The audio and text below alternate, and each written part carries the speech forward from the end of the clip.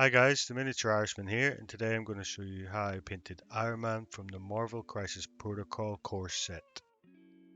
There are a few gaps in this model that you might want to fill before you start painting, such as along the side and stuff. I just use standard milliput for this. You don't have to do this, but I think it makes it look a bit better. Before priming, I'm going to add some texture to the base using sand I got from the beach and some rocks I made from milliput that was drying over time. The base already have a little bit of texture, but I just think this adds just a little bit extra to it. I attached the rocks and the sand with PVA glue, but as you'll see later in the video, this was a bit of a mistake, so I would use super glue if I was going to attach any rocks in the future, but it was easily fixed as you'll see later on.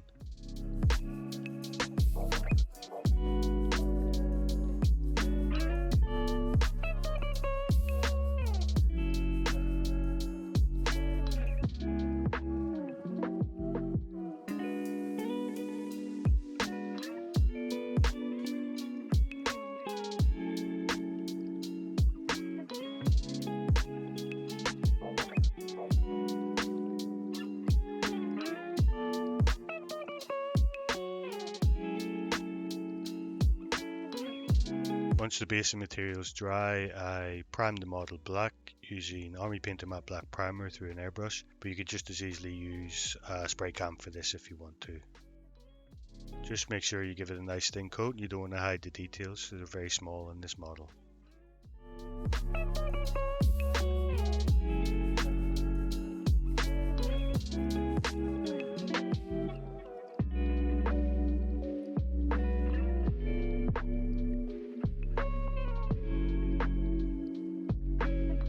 Once the primer is dry, I gave the model 2 thin coats of Vallejo silver, just making sure I covered the whole model with it and try not to obscure any details as I go along. This was a really fun part. There's something really cool about painting something fully metal, but unfortunately we're going to have to paint over it later on.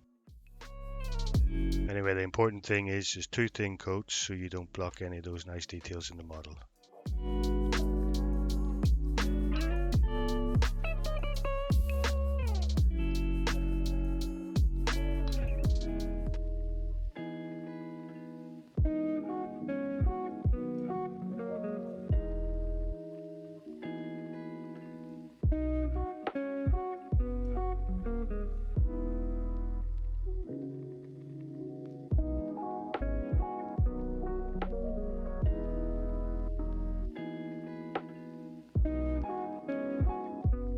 So the next thing I did was to paint the whole model with one nice coat of Army Painter Speedpaint Slaughter Red. You could use any other red speed paint for this or contrast paint, whatever you have at hand. I like this color because I picked a reference photo for this paint job. It sort of has a purplish hue to Iron Man's armor. Once this paint dries, you'll see that it actually does have a nice purplish hue to it. It's not as bright as it looks when you first put it on. Just make sure to give it a nice even coat. Don't go too mad with the paint on your brush and watch out for any pulling. But the cool thing about putting speed paints or contrast paints over metallics is that metallic shine will still show through a little bit even when the paint's dry.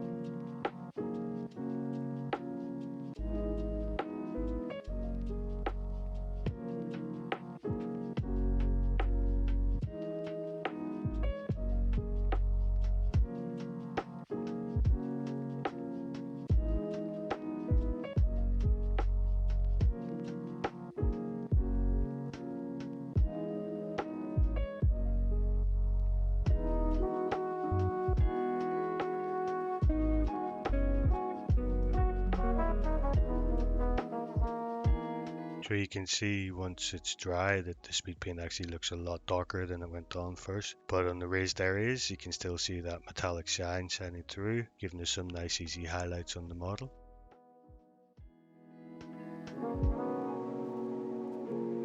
For any parts of the Ironman armor that you want gold, you can just refer to the box art for it or use a photograph for reference. The reason I'm using speed paint medium instead of water to dilute the paint is just because the fact that the original army painter speed paints might reactivate with water. So to avoid this, I just used some medium instead of water to dilute it. I didn't have any problems though, and I didn't get any red coming off. I gave the model a good full 2 hours to dry though, so that might be why. Just work your way around the model, painting all the parts that should be gold. You can refer to the box art for this, or look at a reference photo online.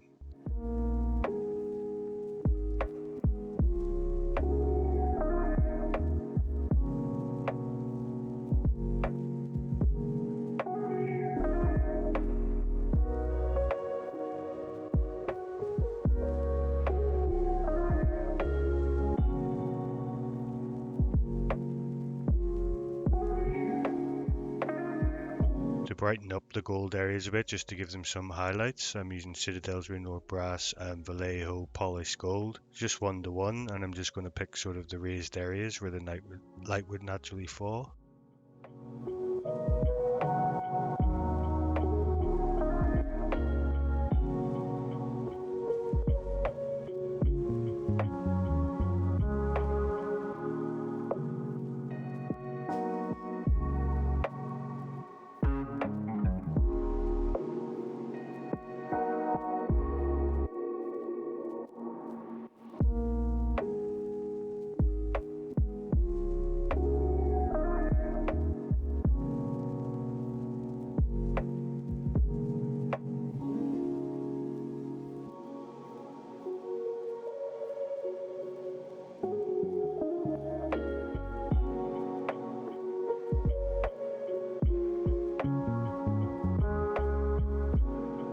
For any of the parts that you want silver on the model, such as the joints behind the knees, again you can refer to the box art if you're not sure where to put these. I'm using Vallejo gunmetal. Just take your time with this, you don't really want to get any on the red, but if you do, don't worry about it, because later on we're going to do some weathering effects that you can sort of fix this with.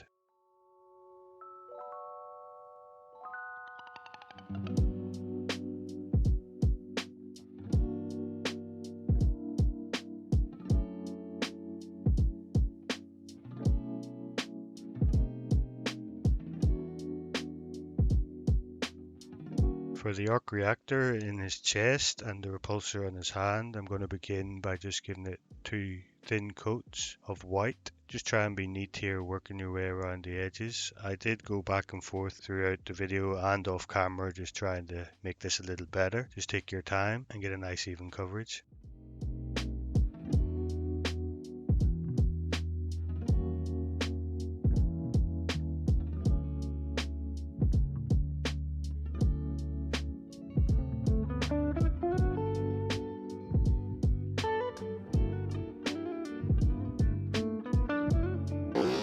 Gotta get that stone out of here. As I mentioned at the start of the video, I would have used super glue from the beginning to avoid the stones falling off. This can be fixed just by adding a bit of super glue, using a pair of tweezers or your hands just to put the rock back.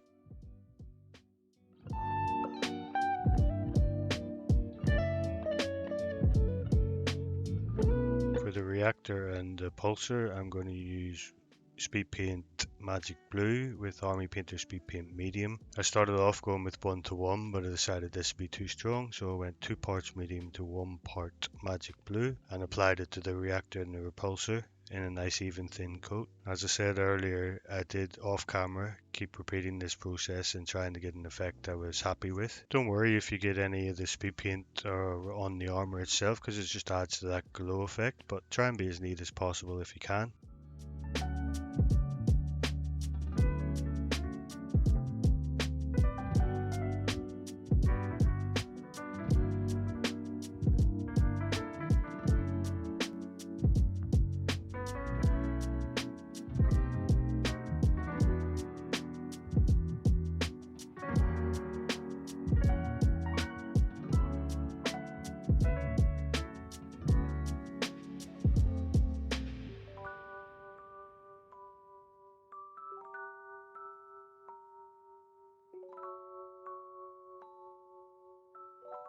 I decided to paint the base with Mechanicus Standard Grey at this point, just to sort of frame the model and just see where I'm heading.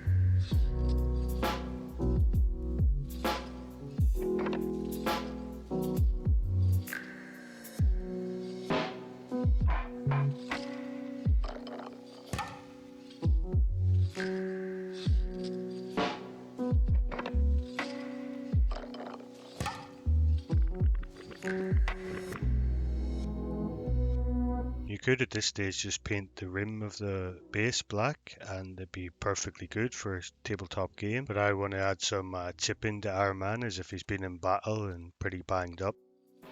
I want to do this just because it gives a bit more visual interest, but it also gives us some highlights around the model, and it's also fun just to try out. I'm just using an old dish sponge here, but just tear it up into a random sort of piece of foam. We're then going to use this bit of sponge to dab on some metallic paint over the model using a pair of tweezers.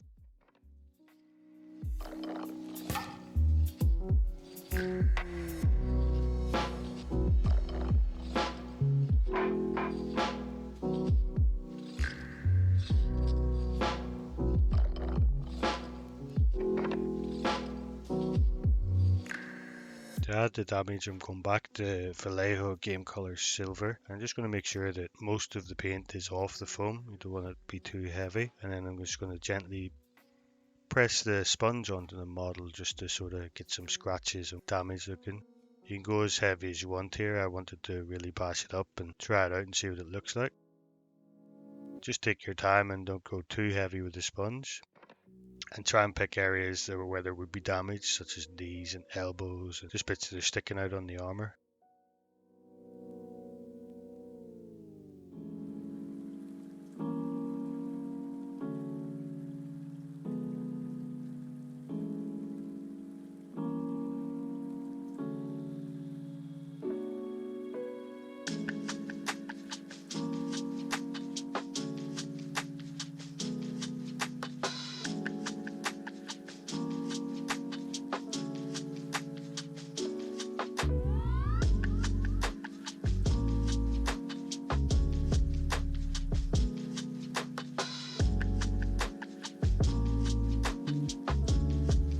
So the next thing I did was to give the base a heavy dry brush of Citadel Karak stone. I just wanted to bring out some of those raised detail.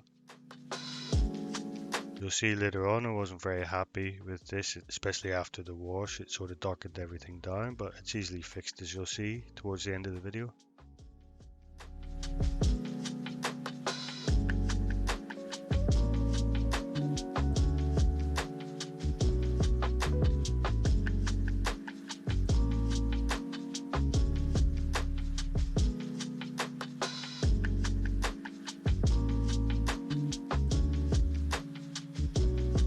The next thing I did was to give the base a heavy wash of Citadel's Contrast Black Templar diluted with Speedpaint Medium 2:1. I just made sure to cover the whole base with this just so it sinks into all the details.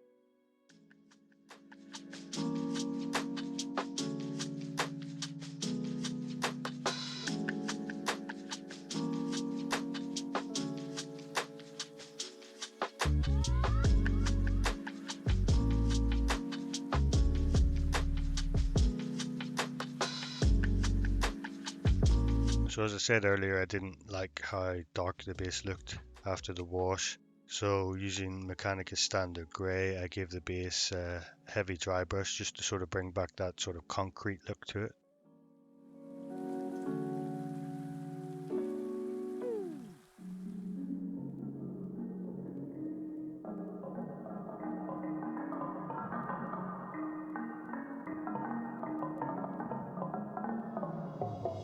the final thing I did, as I do with all models, is to give the rim of the base 2 coats of Citadel's Abaddon black. I think it's really important to paint your base rim.